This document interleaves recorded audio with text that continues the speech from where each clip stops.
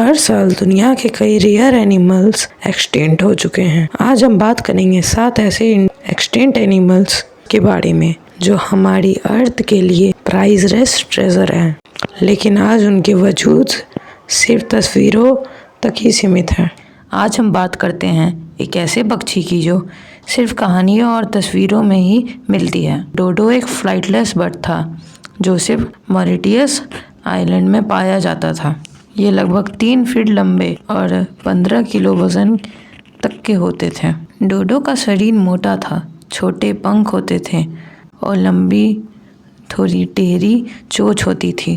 क्योंकि डोडो उड़ नहीं सकता था, इसलिए वो आसान शिकार बन जाता था। 1500 सदी में पोर्टुगीज सेलोर्स मॉरिशस पहुंचे तो उन्होंने डोडो बर्ड का शिकार उन्हें खाने के लिए, साथ ही उन लोगों के साथ आए सुअर, कुत्ते और बंदर जैसे जानवर डोडो बर्ड के अंडे खा गए। धीरे धीरे डोडो की संख्या इतनी कम हो गई कि 16वीं के आखिरी तक डोडो बिल्कुल एक्सटिंक्ट हो गए। आज डोडो को एक्सटिंक्ट हुए लगभग 350 साल हो चुके हैं, लेकिन डोडो एक सिंबल बन चुका है एक्सटिंक्ट प्रजातियों का, जो हमें याद दिलाता है कि इंसानों की लापरवाही से कितने प्राणी हमेशा के लिए ख़त्म हो गए। डोडो की कहानी हमें यह सिखाती है कि नेचर और वाइल्ड एनिमल्स की सुरक्षा करनी चाहिए, और हम ध्यान न दें तो आज के दिनों के कई रेयर एनिमल्स भी डोडो जैसे एक्सटिंक्ट हो सकते हैं। एक टाइम पर नॉर्थ अटलांटिक के आइसी ओशियंस में एक अजीब और फैंटास्टिक बर्ड रहता था जिसका नाम था ग्रेट ऑक। ये एक बड़ा फ्लाइटलेस बर्ड था, लगभग 3 फीट लंबा। देखने में पेंगुइन जैसा लगता था, लेकिन असल में ये अलग स्पीसीज थी।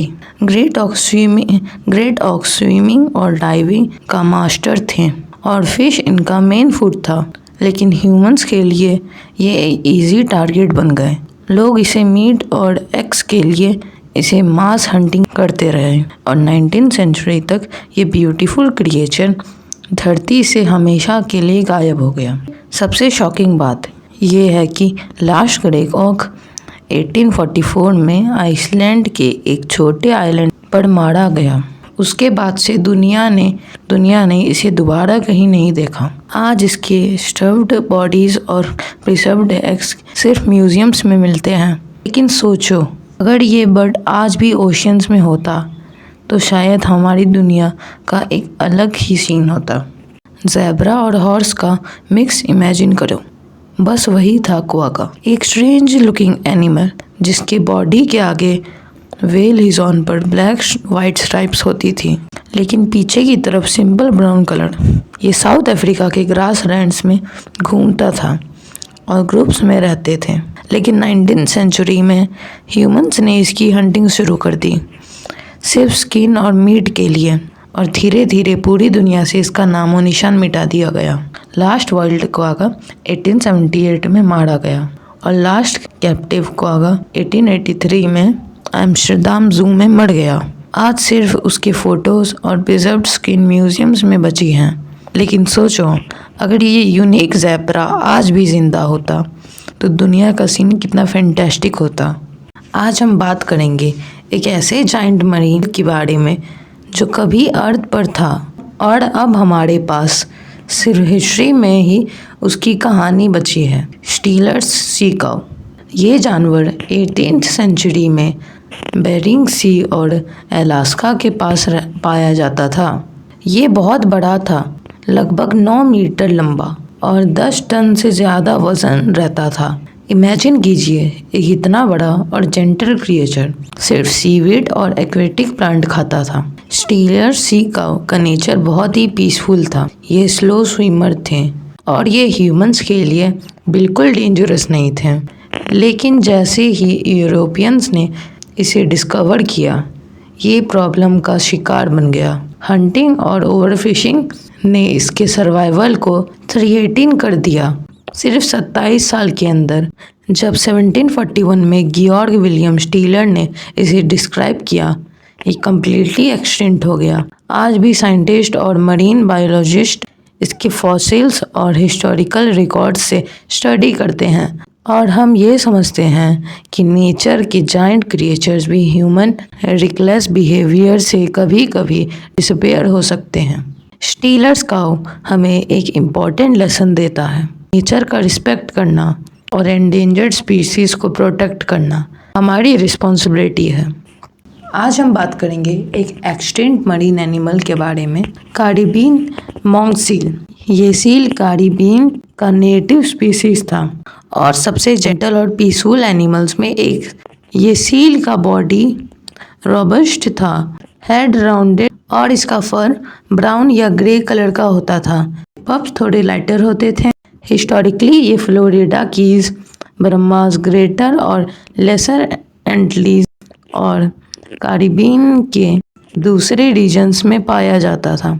यूरोपियंस ने इसे सी वुल्फ भी कहा था क्योंकि इसका लुक थोड़ा वुल्फ जैसा लगता था, और लेकिन ह्यूमंस की ओवर हंटिंग और ओवर फिशिंग से इसका पॉपुलेशन बहुत जल्दी डिक्लाइन हो गया। 1950s तक ये कम्प्लीटली एक्सटिंक्ट हो चुका था। आज ये हम सबको याद दिलाता है कि नेचर का रिस्पेक्ट और इंडेंजर स्पीसीज की प्रोटेक्शन कितनी इम्पोर्टेंट है। ये है पायरेनियन आइबेक्स, एक रेयर और मैजेस्टिक माउंटेन गोट जो पायरेनियंस के हाई एल्टीट्यूड रीजन्स में रहता था। इसका साइंटिफिक नाम है कैपरा पायरेनाइका। पायरेनियन आइबेक्स अपनी कर्व्ड हॉर्न्स और थिक फर के लिए फेमस था।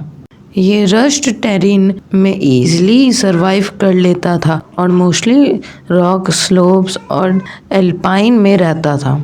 लेकिन 20th सेंचुरी में इसका पॉपुलेशन बहुत कम हो गया हंटिंग और हैबिटेट लॉस की वजह से, और 1 जनवरी 2000 को लास्ट नोन पायरेनियन आइबेक्स और ऑफिशियली ये स्पीसीज एक्सटिंक्ट हो गई।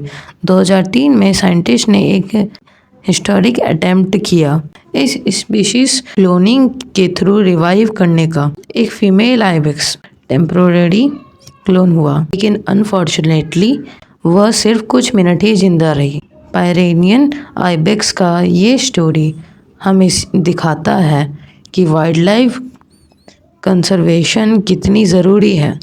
अगर हम टाइम पर एक्शन ना लें तो रेयर स्पीशीज हमेशा परमानेंटली हमसे दूर हो सकती है। पायरेनियन आइबेक्स एक रिमाइंडर है, नेचर को बचाना हमारी रिस्पॉन्सिबिलिटी है। शार्क जो पूरे ओशियन का किंग नहीं बल्कि पूरे समुंदर का राजा था। हाँ, मैं बात कर रहा हूँ मेगलोडॉन की। वह जाइंट क्रिएचर जो 23 मिलियन साल पहले से लेकर 3.6 मिलियन साल पहले तक ओशियंस पर रूल करता था। मेगलोडॉन की लेंथ लगभग 60 फीट तक होती थी, मतलब 3 स्कूल बसेस को एक साथ रख दो उतना बड़ा। उनके दांत इतने ह्यूज थे कि एक इंसान का पूरा हाथ आराम से अंदर आ जाए। साइंटिस्ट्स ने उनके फॉसिल टीथ डिस्कवर किए हैं जो 7 इंचेस तक लंबे होते थे। इस जाइंट शार्क की बाइट फोर्स इतनी पावरफुल थी कि वह एक बड़ी व्हेल को भी सेकंड्स में तोड़कर ख़त्म कर देता था। ओशियन का कोई भी क्रिएचर उससे बच नहीं सकता था। सवाल ये है, ये जाइंट शार्क एक्सटिंक्ट कैसे हुए? रिसर्च के हिसाब से क्लाइमेट चेंज और फूड की कमी से मेगलोडॉन को मरने पर मजबूर कर दिया। क्लाइमेट चेंज और फूड की कमी ने मेगलोडॉन को मरने पर मजबूर कर दिया, लेकिन अभी भी एक मिस्ट्री है। क्या वो सच में एक्सटिंक्ट हैं या फिर ओशियंस की अंधेरी गहराइयों में उसका कोई वंशज छुपा है? और सोचिए, अगर एक दिन ये जाइंट शार्क वापस सामने आ गए, सोच के ही रोंगटे खड़े हो जाते हैं। सोचिए, एक ऐसा मैजेस्टिक एनिमल जो अपनी हाइट और शानदार एंथलर्स की वजह से पूरा यूरोप और एशिया का किंग माना जाता था। मैं बात कर रहा हूँ इरिश एल्क की। ये क्रिएचर 2 मिलियन साल पहले से लेकर 7,000 साल पहले तक जिंदा था। इसका नाम था इरिश एल्क। लेकिन इंटरेस्टिंग बात यह है कि वह सिर्फ आइलैंड में ही नहीं बल्कि पूरे यूरोप और एशिया में पाए जाते थे। इरिश एल्क की सबसे बड़ी पहचान थी उनके एंथलर्स जो 12 फीट तक फैली हुई थी। मतलब एक छोटी कार जितनी बड़ी, और इसकी हाइट शोल्डर्स तक 7 फीट के आसपास होती थी। मतलब समुंदर का मेगलोडॉन जैसे जाइंट वैसे ही ज़मीन पर एरिश एल्क जैसा वॉकिंग लेजेंड था। लेकिन सवाल ये है कि आखिर ये एक्सटिंक्ट क्यों हुए। साइंटिस्ट कहते हैं कि क्लाइमेट चेंज और फूड की कमी ने इसके सर्वाइवल को मुश्किल बना दिया। साथ ही इतने बड़े एंथलर्स के वेट भी इनके लिए प्रॉब्लम बन गए। लेकिन जब भी हम उनके फॉसिल स्कल्स और जाइंट एंथलर्स देखते हैं, एक ही चीज़ दिमाग में आती है, ये हिरन जैसा जाइंट होता तो सीन कितना अलग और रॉयल होता। एक टाइम था जब इरिश एल्क ने ज़मीन पर अपना राज किया, और आज वह सिर्फ हिस्ट्री और म्यूज़ियम के ग्लास के पीछे हैं।